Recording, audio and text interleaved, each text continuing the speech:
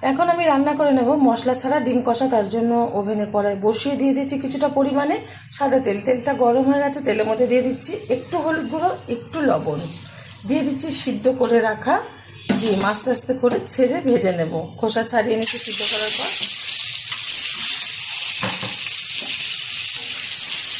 মশলা ছাড়াও কিন্তু ডিম কষা ভীষণ ভালো লাগে খেতে। যারা জানেন না অবশ্যই এই রেসিপিটা দেখে আপনারা ট্রাই করবেন। আশা করি ভালো লাগবে। ভালো লাগলে আমার চ্যানেলটিকে সাবস্ক্রাইব করবেন, লাইক করবেন, শেয়ার করবেন।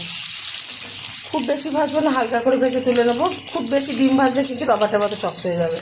ডিমগুলো ভেজে তুলে নিচ্ছি একটা পাত্রে। এখন দিয়ে দেবো কিছুটা কুচিয়ে রাখা পেঁয়াজ। পেঁয়াজটা একটু ভালোভাবে ভেজে নেব।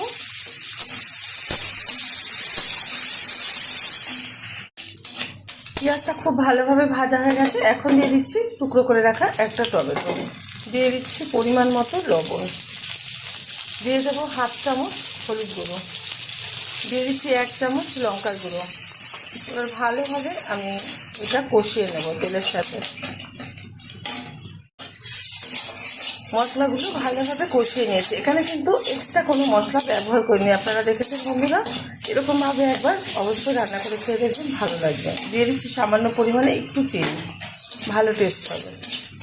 দিয়ে দিচ্ছি ভেজে রাখা ডিম, একটু নেড়ে চেড়ে নেবো। এখানে আপনারা একটু গরম মশলার গুঁড়ো ব্যবহার করতে পারেন, তো আমি দেবো না গরম মশলার গুঁড়ো, শুধুই রান্না করে নেবো। দিয়ে দিচ্ছি খুব অল্প পরিমাণে একটু জল,